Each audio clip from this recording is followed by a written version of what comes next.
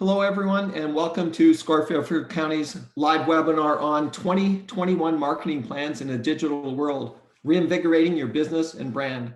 I'm Bob Hogan, the webinar coordinator today and a business mentor here at Fairfield County. I'm going to be your host, and our presenters are Suzanne Stillwell and Krista Magistrali. More on Suzanne and Krista in just a minute, but first some brief information on SCORE. SCORE is a nonprofit national partner of the SBA, and locally here in Fairfield County, we have over 130 volunteers with a wide range of industry, process, and subject matter expertise. And we offer three primary value-added services to small business owners. First of all, we offer free one-on-one counseling that can be by video, telephone, email, and in more normal times, face-to-face. And you can access that by clicking on the Request a Mentor link that you see on the screen, or you can visit our website and click on the Request a Mentor button on our website. Secondly, we offer a wide range of educational workshops and webinars throughout the year, roughly about 150. And lastly, we offer extensive resources on our website for small businesses, including access to a network of subject matter experts. Our next live webinar will be this Friday, November the 13th at noon, and the topic is Making More Money with Your Pricing Strategy with Sharon McNeil presenting. And again, you can find more specifics on our website, fairfieldcounty.score.org. And if you're on our website, you'll also be able to find a large number of archived webinars on a wide range of business topics that you can view on an on-demand basis from our website. We have set aside time for Q&A today at the end of the presentation. If you have a question, however, you can submit it anytime using the chat window in Zoom, and you can find that chat window if you hover at the bottom of the screen and click on chat, and then you can type your question in at any time. Our webinar will end sharply at 1 o'clock to respect your time. The session is being recorded, and a link to the recording will be available on our website, fairfieldcounty.score.org, within about the next 48 hours. It's now my pleasure to introduce our two speakers today. Suzanne Stillwell is a marketing leader with demonstrated capabilities in shaping strategy, developing new businesses, innovation, and top-line sales growth in Fortune 500 companies. She has gained over 20 years of highly successful marketing and direct sales experience in apparel and consumer products. Past experience includes working as a senior marketing manager for Hanes Apparel and Sara Lee Corporation. Currently, she is managing director for Jade Marketing Solutions located in Greenwich, Connecticut. Krista Magistrali is a peak performing senior strategic marketing strategist with valued experience across digital analysis, project management, and business development. Krista collaborates with clients with a creative mindset to develop strategic marketing campaigns that strengthen company growth and drive profitability. She's currently Senior Digital Account Executive at HEARST Media. It's now my pleasure to turn it over to Suzanne and Krista. Suzanne, it's all yours. Hi, everyone. Good afternoon. It's nice to have everybody here this afternoon. Krista and I have done a presentation before, so I'm happy to be back with SCORE. I'll briefly introduce myself, and then I'll let Krista also introduce herself. My company, Jade Marketing Solutions, is based in Fairfield County, Connecticut. And what we do is a lot of strategic marketing, but our focus today is going to be on digital marketing. We help acquire new customers for our clients, sell products and services, build loyalty, plan for the future, and make clients and businesses more money and more profitable. And that's our goal when we're working with someone. We're going to be talking a little bit today about digital marketing and what we see as the future for 2021, what's coming up, and how you can reinvigorate your brand. I know a lot of people kind of taken a break due to COVID over the last few months. We're going to give you some ideas, and Krista's going to give you some specifics on how you can do that. So I'll let Krista introduce herself, and then we'll get started. Krista? Hi, good morning, everybody. I am Krista Magistrali, and like the fine people before me told you, I'm with HEARST Media. I currently sit in the Norwalk location, well, when we're not quarantined in our home. Here at HEARST Connecticut Media Group, we own 23 newspapers, as well as the newspaper websites. And in addition to that, we also own Connecticut Magazine, I myself work for the digital marketing services division, and while I can run print advertising, my specialty is really helping small to medium-sized businesses with their overall internet marketing strategies. I've been lucky enough to partner with agencies such as Jade Marketing to help them with their digital fulfillment for their clients. And you know, HEARST on the bigger scheme of things, we do own magazines such as Cosmopolitan, as Men's Health, Women's Health, Oprah Winfrey, and many also cable networks. So we can really assist anybody from a small business all the way up to a national brand with their overall marketing. So now I guess we can get right into things. I'm super excited for the opportunity to talk to you all. And I think first we're going to discuss what we have learned from the past 9 months with regards to consumer behavior. Okay, you ready? Here we go. Go ahead. So, oh, that's me. Sorry about that. Growing pains. So we're lucky enough at HEARST to have access and licensing with Nielsen data and different types of data fulfillment and marketing research companies that give us all kinds of information. So in advance of this webinar, I gathered some interesting insights into consumer behavior, you know, and what it's going to look like moving forward. So really since the beginning, since March, a few stats that we pulled. Almost 4 in 5 consumers, new people, could cite a time when a brand responded positively to the pandemic, and 1 in 5 strongly agreed it led to increased brand loyalty on their part. Just a brief review over this. A lot of businesses really put their advertising on halt during this pandemic and over the past 10 months. And really, you know, advertisers were nervous, right? They weren't making as much money as they were before, or maybe if you were in the right industry, you were actually making more money. However, the brands that consistently continue to deliver and maintain some sort of presence, whether it be digitally or whether it be, you know, sending out direct mail, some form of advertising, really were able to retain that consumers' trust. So during COVID-19, we've seen that nearly 1/3 of US shoppers have purchased from a brand that was new to them. Going into the holidays, shoppers will continue to be open to new retailers and brands that they are increasingly finding online. We have seen a major uptick in people sitting in front of their computers, right? I mean, you know, everybody is pretty much remote now, or a lot of people are remote, and more businesses, you know, now more than ever are doing business online. In addition to that, shoppers, they want to shop online now because they're still very nervous to go into crowded malls and different retail stores. So even if you're a small local business which offers a product or service, online presence is extremely important moving into the holiday season. 70% of shoppers say they were open to buying from new retailers. Again, it's an opportunity for all of you guys to really get out there and get in front of a new consumer that maybe, you know, is willing to partake with a new business.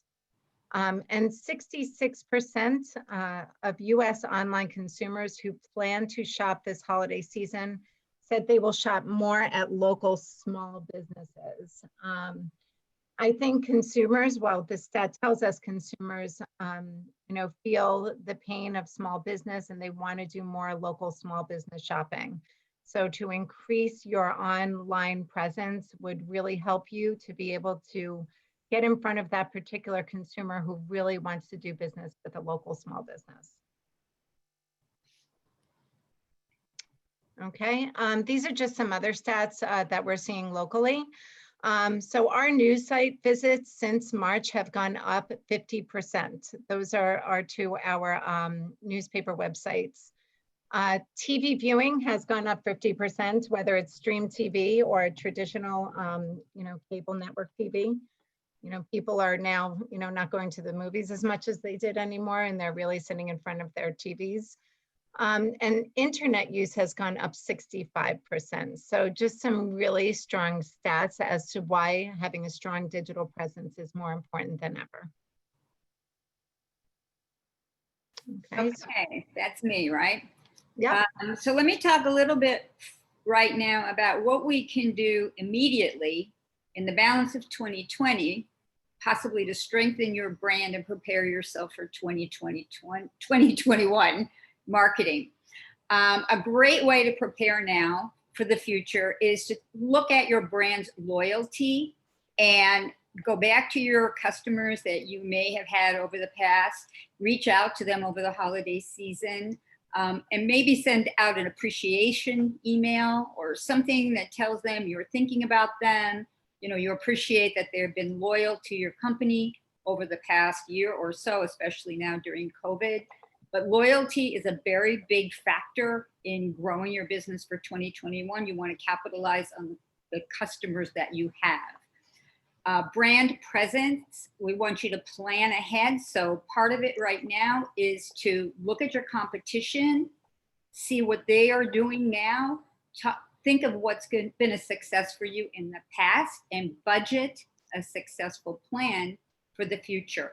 I know a lot of people have had to cut back on marketing expenses, but now is the time to take a real serious look at it and create a way to spend practically over the first quarter, if not the balance of 2021. Some businesses have had to reimagine themselves. And when I say that, I'm talking a lot about restaurant businesses have had to come up with different ways to serve their food to their clients. Maybe it's, you know, curbside pickup, or maybe it's something where they deliver to a location where many people can pick up in one location. Consumers are looking for brands, and they're looking for the people that they know, let's say, are doing these services. So you want to be thinking about it. How do you adapt and use digital marketing, which is the least expensive really for many people to do, to get to your customers and tell them how you've changed your habits to reflect what they're doing now. Look hard at your products and services and determine which are the most profitable products and services. So in a season like the holiday season, you really want to maximize. This is a short window. If there are products that you sell, market those products, digitally market them, social media, ads, let's say on Facebook, things like that, to get in front of your customers and tell them, we are here, we have what you're looking for. And then you're also going to be maximizing your revenue, hopefully, for the balance of 2020. Small businesses have to stay very flexible right now. They have to use every tool in their toolkit. And we are here, Krista and I, to kind of take you through what some of those tools will be and how you reinvent yourself for the next year to come. Krista? So some sort of inspirational quote in here, and this is one that I myself try to apply. The best way to predict the future is to create it. You know, what this year has done is it has presented us with an opportunity. It has presented us with an opportunity to really do a restart, right? To refresh our marketing and refresh our business model. And really get out there. I've worked with many, many business owners that we have done just that. We've either rebranded, or we've taken a new approach, or maybe, you know, gone out and tried to get in front of a new demographic. And this is all through discovery in the beginning of any marketing program, is to really sit down and think about new ways to be creative, how to generate different areas of your business. Like Suzanne was saying, you know, you want to determine which ones are the most profitable, and then talk to professionals about how we can be creative in the marketing. So this is an example of a marketing funnel, right? Every consumer basically takes a journey when they are deciding a product to purchase or a provider for a certain service. You know, whether you are in the medical field, or whether, you know, like I said, you're selling a skincare line through e-commerce. You know, there's pretty much you know, a consistent journey that individual will take, and there's different products along the course of that decision-making process that a professional marketing agency or a good marketing agency will utilize to really create an omni-channel marketing approach, so that you're hitting up that consumer at different stages during that decision-making process. There's the awareness stage where somebody may not even know about you, but they have had behavior online, whether it's a search or whether they follow a certain social media page, where we know that there is a heightened interest to get in front of this person to potentially be our consumer. At this stage, we use different products that are used really to raise brand awareness, get your logo out there, get your messaging out there. You've heard different jingles on radio or you've seen a billboard. These aren't necessarily products that are going to bring in a phone call immediately, but these are used to raise your brand awareness. Then what happens is the consumer makes their way down into the consideration phase. And now at this point, maybe they've clicked on a few display ads, maybe, they have responded to an inquiry that, through email that we sent out there. So we know that there is an even stronger propensity to engage with your business. At this point, we use other tactics. We get in front of them through social media marketing. We get in front of them through new demographic email marketing, or even traditional direct mail. And then what happens is when that consumer has the intent to hire a company or service, they basically, or the majority of people, do one thing that probably you and I do a million times a day. Well, not a million times, but a lot of times a day. We do a search, we do a Google search. At this point, it is extremely important to trend on the first page of Google and Bing. There are 3 search engines out there. There's Google, Bing, as well as Yahoo. Google and Bing are really the top revenue drivers for businesses. So we really do concentrate on those 2 search engine marketing platforms. And we'll take a deeper dive into this in the next couple of slides. So you heard me say the buzzword omni-channel marketing approach. Suzanne, do you want to go through this, or do you? You can go through it. That's fine. It's part of what you do. So an omni-channel marketing approach really is, I don't want to use the word hitting up, but getting in front of a potential client 5 to 7 times using different marketing strategies to really make an impact 5 to 7 times per month, to really make an impact in front of that individual, so that we are really having, we have a strong chance of gaining that particular client. And again, I'm going to go into these in more detail in the following slides, but building awareness is extremely important, right? I mean, when we build a brand awareness, we actually build trust in front of that person. The more times they see your logo, or the more times that they hear your jingle on the radio, or, the more times they see your print ad, or if they see it in a lot of different areas, that consumer is going to know that you are, you're real. They're going to know that you're trustworthy, or they're going to build some trust with you, just because you're going to build that brand familiarity. And the person is going to be more comfortable to engage with your business. Then, of course, there's search marketing. Search marketing, I always say, a solid website, a really user-friendly website, and a strong search engine marketing program or a search engine optimization program are extremely important. It's really the foundation of your internet market presence. You want to be trending on the first page of that search engine results page for keywords that are associated with major revenue drivers of your business. Social media marketing is an excellent way to get in front of an extremely targeted audience. What we can do, and this is different than just an organic post. Organic posts are nice, but they're not going to drive in new business. This is specifically building out a targeted audience across Facebook and Instagram and what other social media platform, whether it be LinkedIn, if you're going business to business, or if it be Snapchat, if you're going for a younger demographic. But it's really building out a custom audience that fits your demographic target.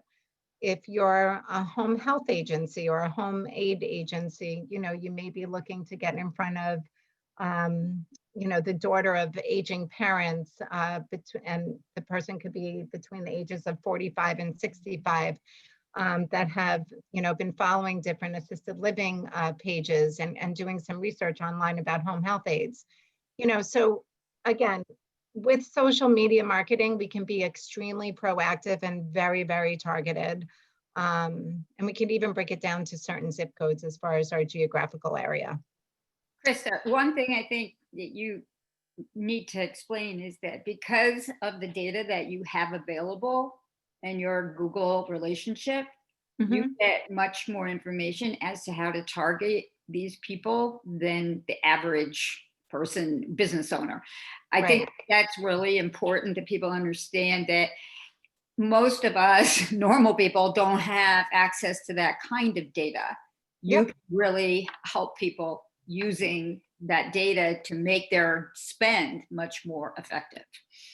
Yeah, so I'm very fortunate, like I said, to work for HEARST. They're a profitable company, so we invest a lot in data and data platforms.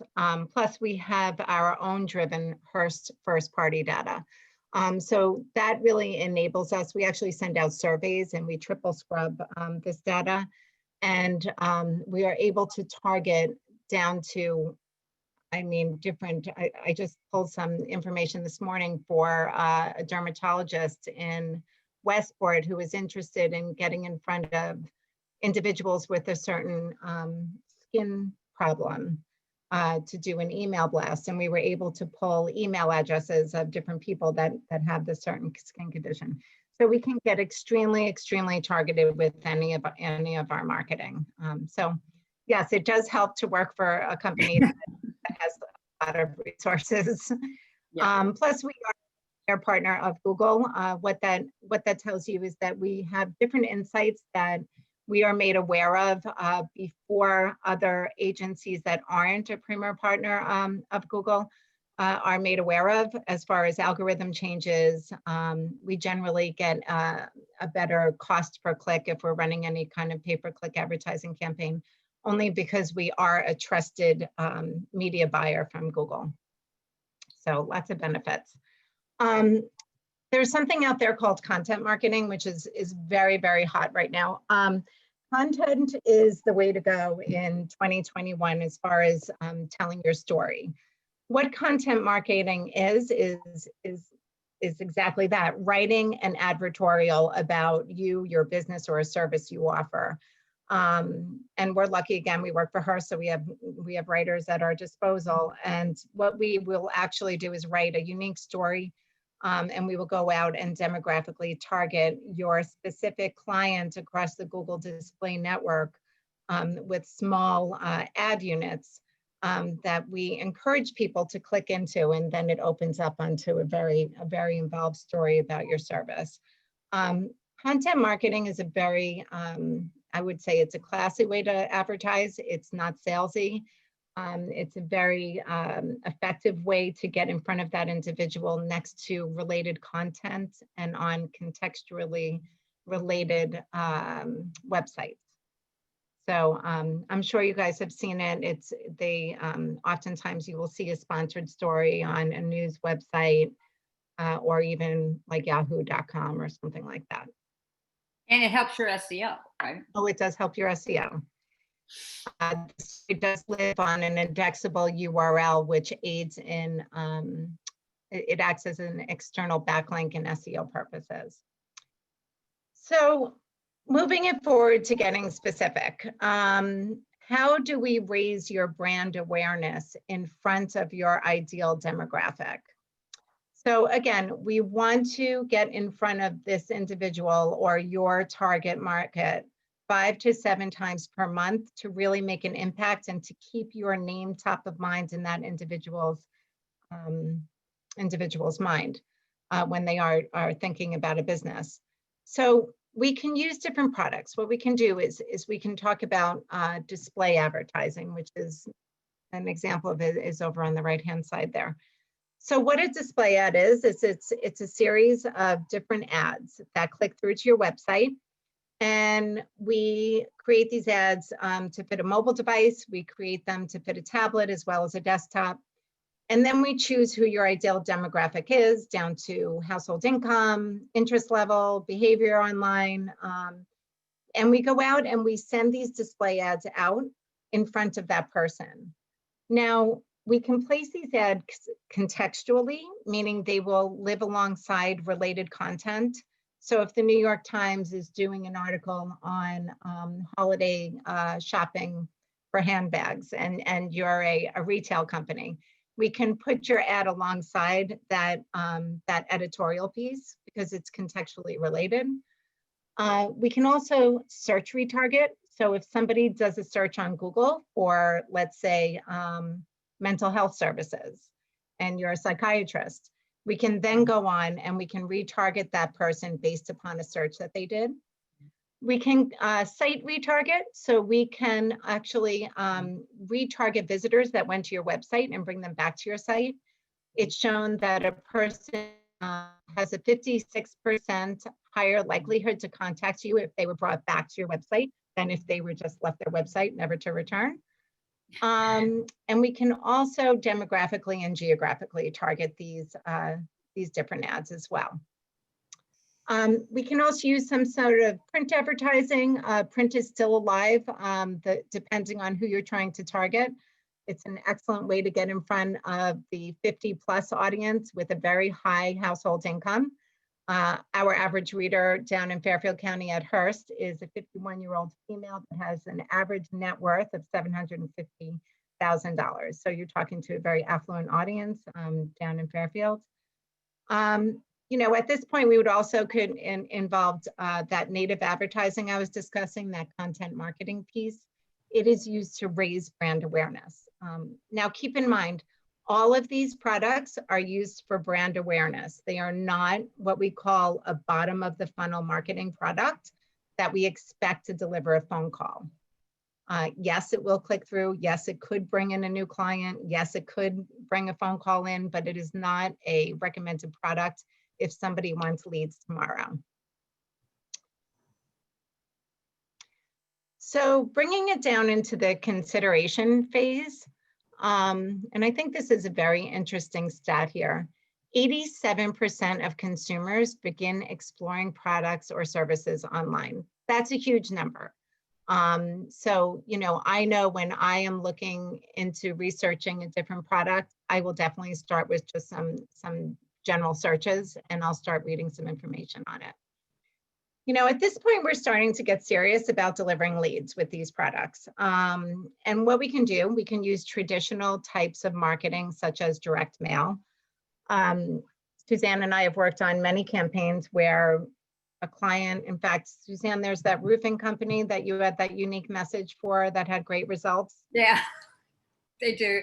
We did a program for a roofing company, and we did obviously look at the data, who would be the person to hire the roofing company.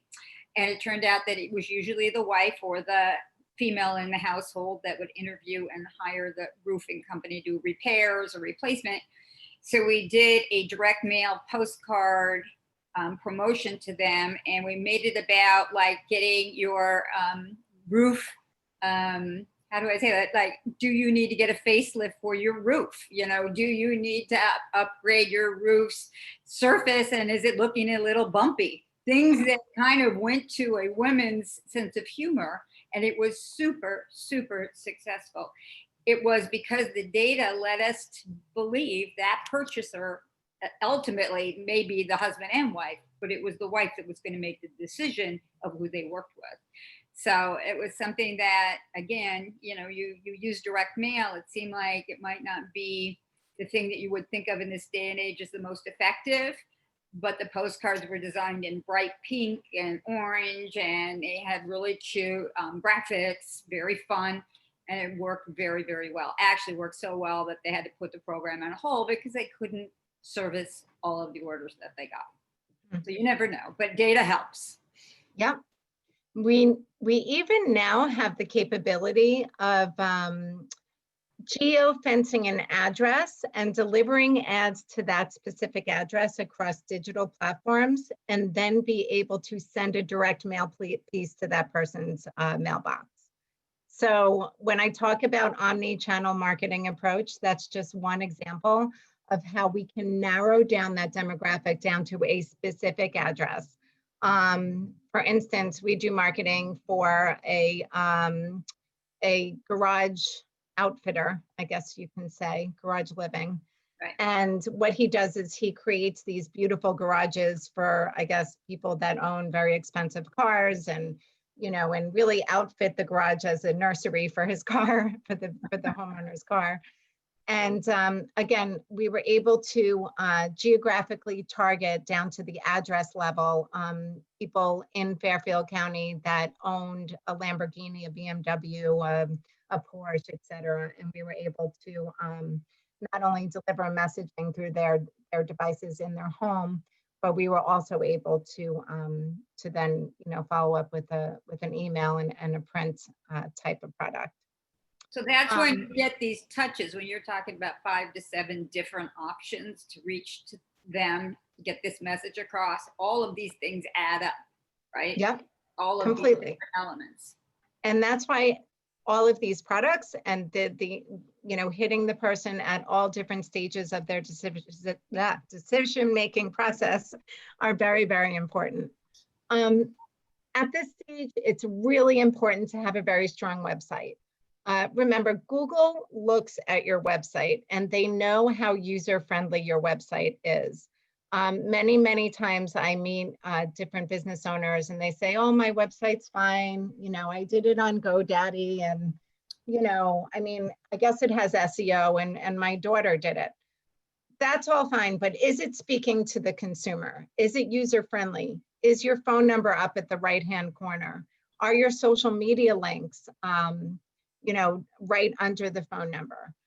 Do you have the proper security certificates? Does it live on a HTTPS? Extremely important that you have security certificates in place. Is there video on the homepage? Again, we know that a client is 85% more likely to convert if they engage in some sort of video. Is there a contact us form on every single page of your website? Or does the person have to go into the contact us button and then search for your phone number? Because they're going to bounce. If a user reaches your site and actually has to search for a phone number or a way to get in contact with you, they're going to jump and go to the next person. How fast is your load time? Does it load in under 30 seconds? These are also something that Google is looking at. Do you have the proper code in the back end? Are your meta keywords spelt out properly to let the search engine know what searches you want to be found for? Is there HTML tagging? Are your images coded properly? Do you have the proper amount of external backlinks that are associated with authoritative backlinks and websites? You need to make sure that all of these items are in place for the search engine to start ranking you on the first page. A solid website and making sure that it is very, very user-friendly, as well as what it is speaking to Google and Bing and Yahoo.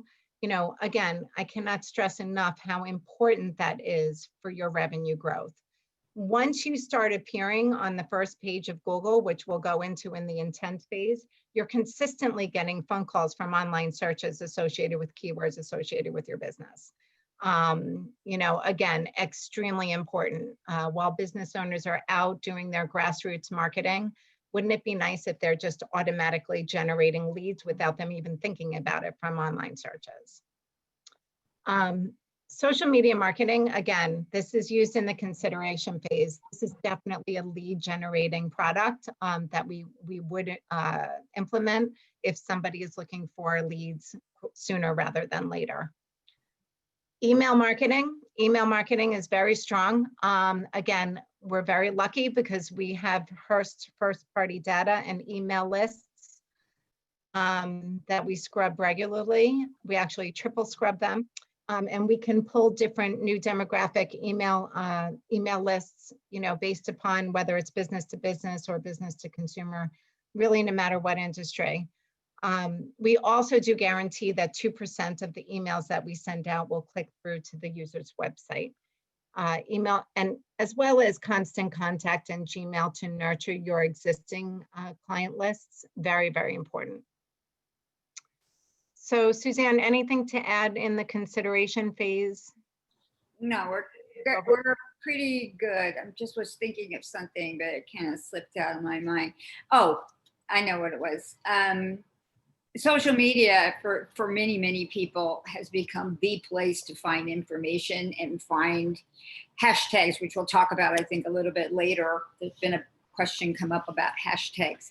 So maybe at the end, we'll go in a little bit more in detail of what that is and how it works, because it's become a bigger and bigger piece of the marketing budget is social media and Google, Facebook ads.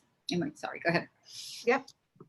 And again, it's important to differentiate organic posting, which is just going on and saying Happy Father's Day, Happy Thanksgiving, or just organically posting.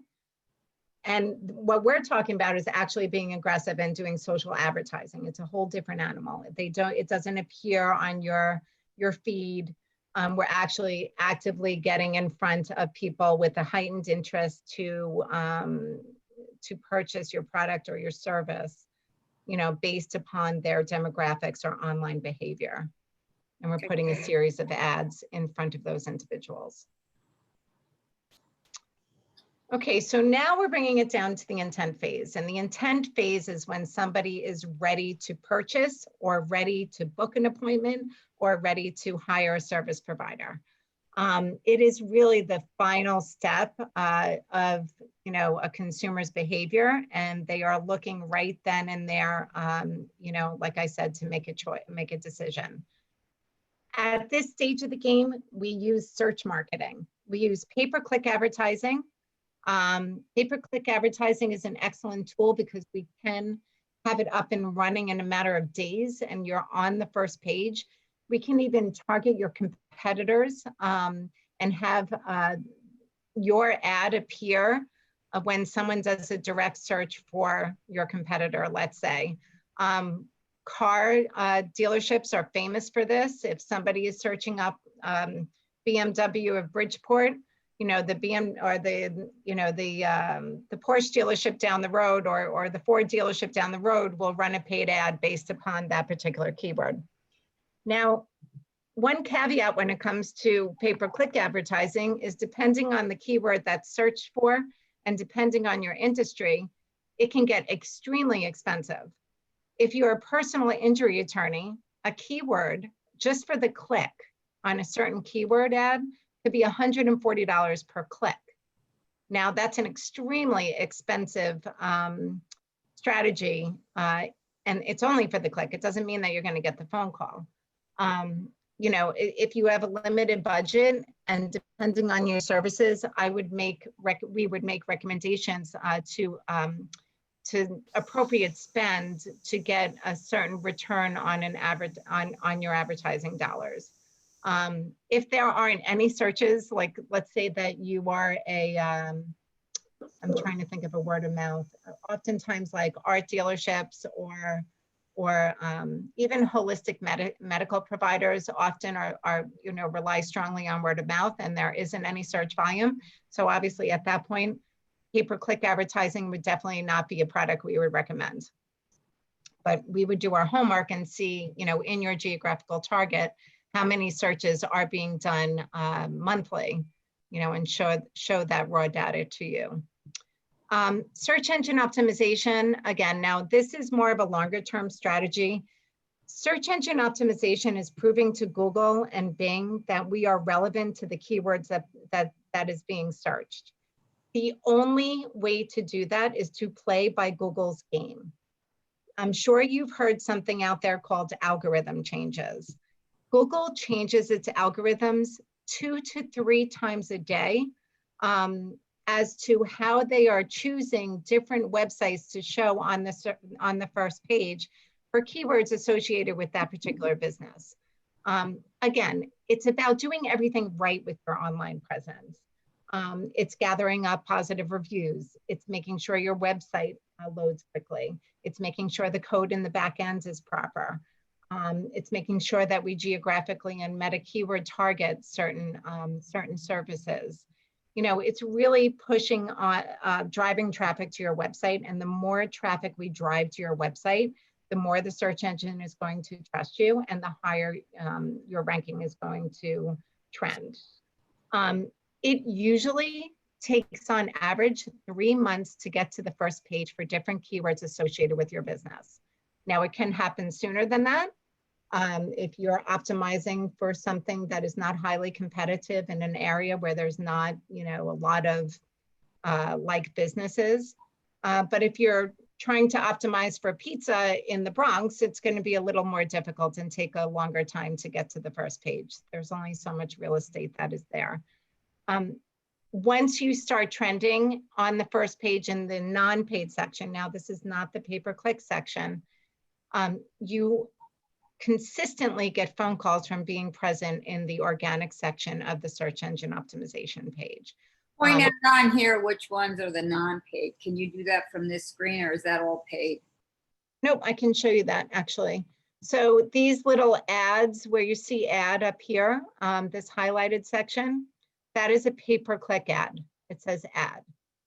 In the map section, where it says ad right here, that is also a pay-per-click ad. So, you know, with pay-per-click advertising, we can actually designate certain geographical areas, and we can put a paid ad in the map section, which is highly desirable for different advertisers, even if you're not located within a 10-mile radius. This right here is the organic. See, it doesn't say ad here. It is right under the map section, and it is in the non-paid section of the search engine results page, or the first page of Google.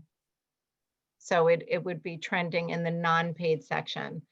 It is the most trusted section of the search engine results page.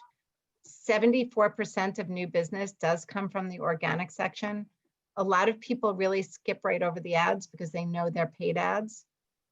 And what I do with a lot of my clients is once they start trending on the first page in the organic section, when we get them there, we can really cut back on pay-per-click advertising because they are trending on the first page in the organic section. So they're not paying that per click model, if that makes sense.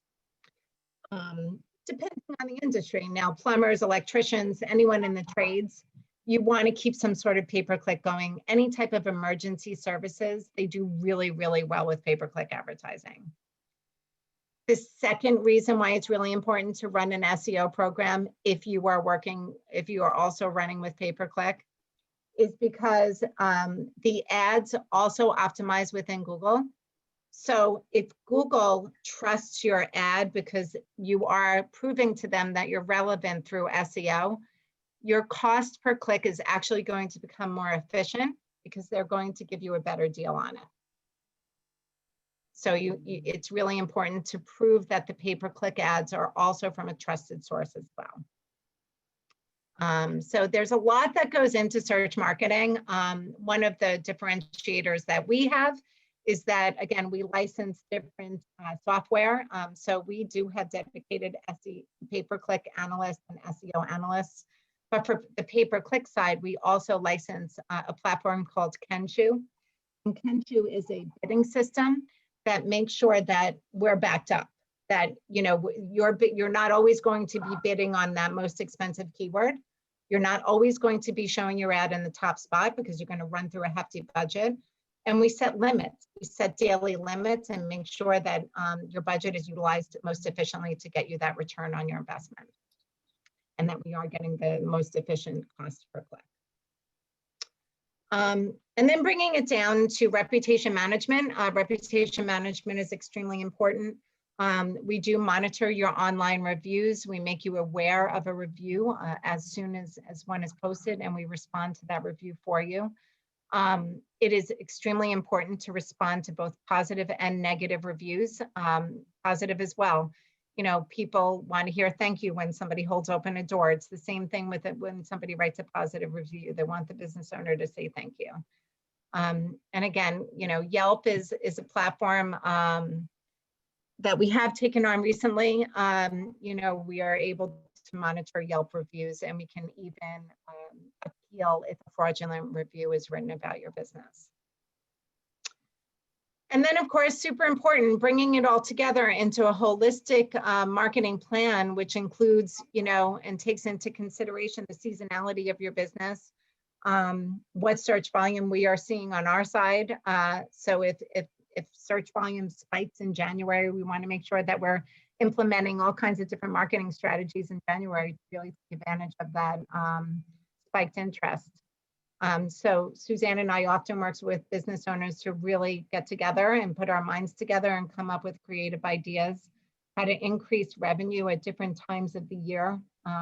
Because as we all know, it ebbs and flows. It's a marketing campaign should never be a set it and forget it. It should be in working with you and your business and the business owner's feedback.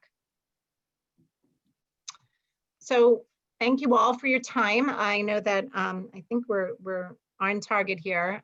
We have about 13 minutes left of the program. And Suzanne, unless you have anything else to say, I think we can open it up to questions soon. I just have one comment to make, and I should have probably said this in the very beginning. The reason that my company, Jade Marketing Solutions, partners with HEARST Media is, number one, Krista's expertise is beyond compare when it comes to websites and digital media. We could not find subcontractors that had this kind of experience locally. We were having a very difficult time. Our customers weren't super happy with some of the SEO results they were getting, or the Google AdWords results, and spending money. And we were struggling to come back to them with the right answers. And I was able to meet Krista. We worked together. We've been working together, I guess, 3 years now. And the results for our clients has been tremendous. I am not a specialist in SEO, SEM, or websites, but she is. We are specialists in strategy, content, and planning. So together, we can really help our clients. We're happy to answer the questions I see you guys have posted in the chat, but we're also very happy to talk to you later. If you want, you can email or call either of us, and we would be delighted to talk more to you about your business and how we can give you a free analysis, right, Krista? Yeah. On your business and how you can maximize things going forward, because I think everybody's looking forward to 2021 and we want to do it right. So, all right, let's go back to questions. Thank you, Krista. Yeah, that's great. Thanks, Suzanne and Krista. We will use the remaining time for questions, and we have quite a few in the queue already, but just a reminder to people, if you want to ask a question, you can click on the chat box at the bottom of your screen and submit your question, and we'll try and get as many as we can before 1 o'clock here. So maybe we'll just kind of start at the top. Earlier on, you were talking about building trust in online. And so the question here is, do you have any recommendations about how to establish building trust online? So you want to take it, Suzanne? Or okay, go ahead. So that would fall into like building that that awareness, that brand awareness, you know, really consistently getting in front of somebody with your messaging. Whether it be, you know, a print advertising, a display ad that's demographically targeted, writing that content marketing piece is another excellent way to build trust, because it describes the passion behind your business. You know, a lot of things that a display ad cannot achieve. It's really getting out there and telling what drives you and your company and why you want to help people. I'm a huge fan of content marketing. But just consistently getting in front of people and letting them know that you are a stable business and you're here to stay. I think, Suzanne, do you have any other? I think you're sensitive to what their needs might be. You're not asking for an order. You're not asking for a sale. You're there to support them and help their business in this time where everything is kind of different than it has been in the past. I think a lot of our customers want to reassure their clients, that they understand they might have to change their billing cycle, that they understand that they may have to, do something different, not have the frequency that they used to have, but we're there to support you. We understand, we're here to work with you, that kind of thing. I think that's great. That's very helpful. Here's a more specific question on Yelp. I've heard that if you get a bad review on Yelp, the only way to make it go away is to buy advertising on Yelp. Do you have any comments or know anything about that? Krista. Yeah, I do. I hear that a lot. There's actually, now, don't tell anybody, I think Yelp has a class action lawsuit against them with business owners, because a lot of business owners say that, like they feel held hostage by Yelp because Yelp constantly wants them to advertise or call them. Now, we have been successful, at appealing fraudulent reviews. If you can prove that the review was written fraudulently, usually Yelp is pretty good about taking down the review. But I have heard that from other business owners as well. Okay. Yeah. Well, we now have a question on hashtags, and Suzanne, you mentioned it earlier. So the question from Ava is, can you explain how hashtags expand your reach on social media and how many tags per post are recommended and why? Krista, when we do hashtags, and you can chime in, when we do hashtags for our clients on social media, because we do the posting, we're always looking at the specifics that would help them obviously get in front of a wider audience, and then draw it down to things that they personally or their smaller company wants to be known for. Is there something different that you would recommend? I know that we would hashtag, I'm thinking about an excavation company that we work with. They do construction, they do excavation. You might have a hashtag for that, but then we draw it down to the specific types of excavation. It might be parking lot, or it might be, new build, so that they get that audience that comes back to them that's looking really for what they do. You have other ideas?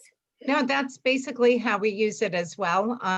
We use hashtags, like you said, to get in front of somebody that may be interested in doing business with you. So anything industry related, and if you start putting in the hashtag, it generally populates and it tells you how big the audience is before you choose that hashtag. So obviously you don't want it to be loaded with hashtag and have too many of them. So go for the audiences that maybe have a little bigger of audience, rather than the ones that are smaller. Krista, the next one is relates to when you were talking about the dermatology example and targeting people with skin conditions. And the question here relates and maybe it's relevant to other medical providers. How do you get around the HIPAA privacy issues when you're kind of getting into those areas? Because this would be people that don't necessarily have it, but that have shown interest and have done research on it. So every time that you do a search or you follow a page, you're showing a heightened interest. So it's not necessarily somebody that actually has that condition, but it's somebody that has shown a heightened interest in looking for solutions for that particular condition. Okay, that's great. That's helpful. Next one is around, and I think it's only brief. The question talks about, is there any consumer backlash that's driven by intrusion or privacy issues when you get into targeting? I think that's what you were talking about when this question came in.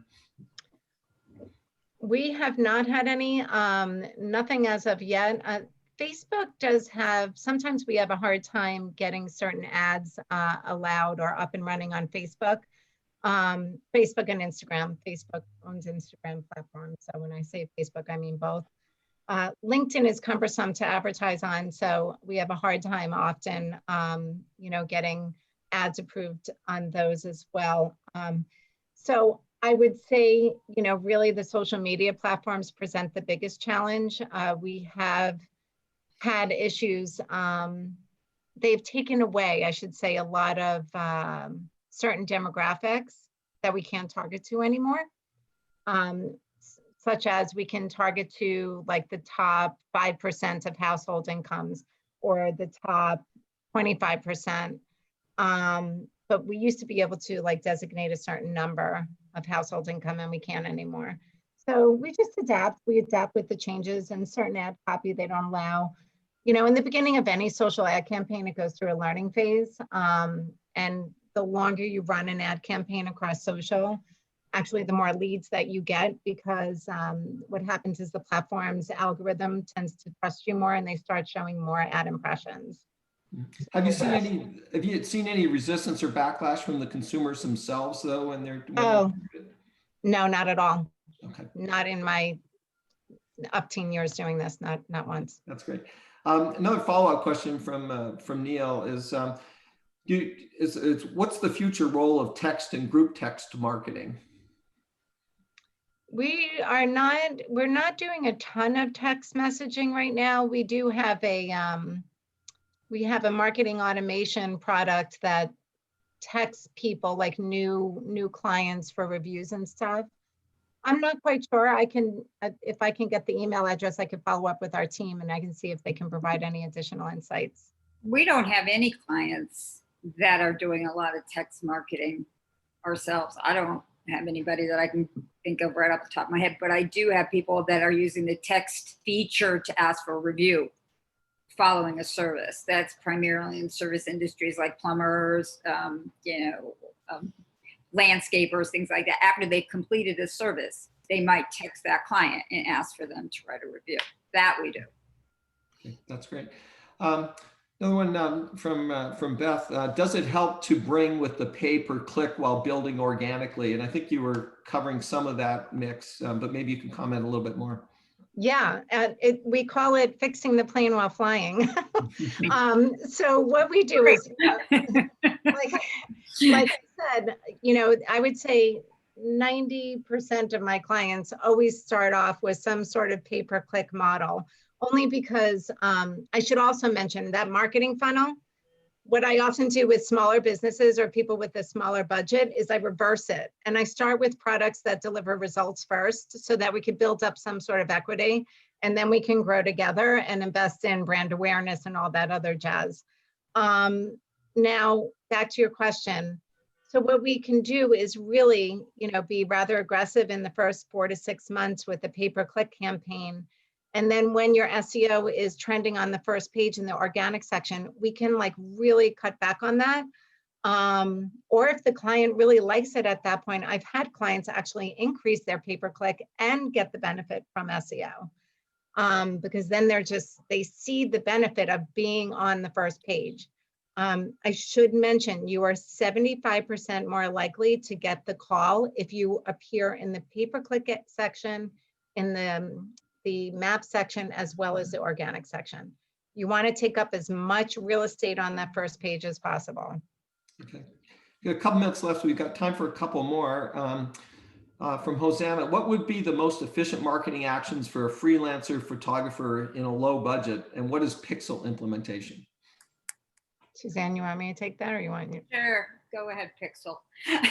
So funny enough, I'm just actually doing a campaign for a freelance photographer out of the Hartford area, and she had a very limited budget, and she's just a doll to work with, and she has amazing images. That's what I love about working with photographers, is the images are already there.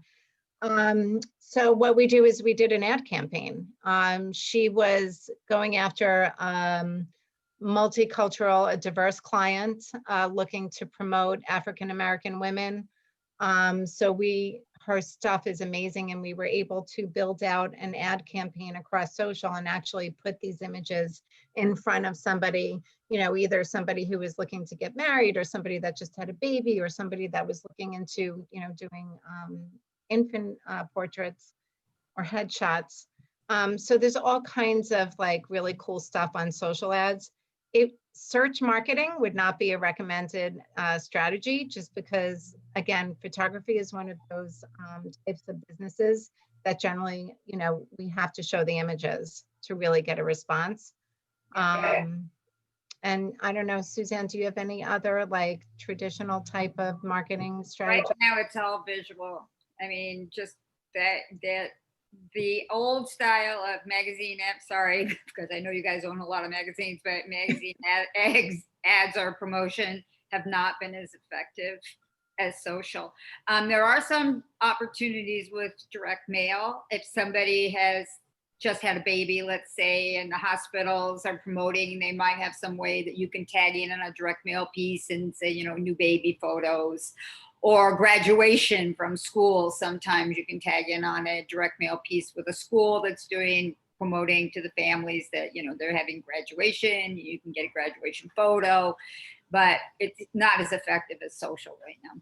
Okay. Even moms groups on Facebook. Sorry. Unfortunately, we're running out of time, and that's all the time we have for questions. Chris, if I could ask you to put the last slide up. You know, as a reminder, the session was recorded and the materials will be available on our website in the next couple of days. And our next live webinar is this Friday, the 13th at noon. And the topic is making money with your pricing strategy with Sharon McNeil presenting. And again, if you would like free individual counseling, you can click the link on the screen, or you can visit our website. And we would really appreciate it if you could fill in your evaluations. They help us with future webinars. So on behalf of SCORE, I'd like to thank everyone for attending our live webinar today, and special thank you to Suzanne and Krista for presenting. So stay well, everyone, and have a great day. Thank you. Thank you.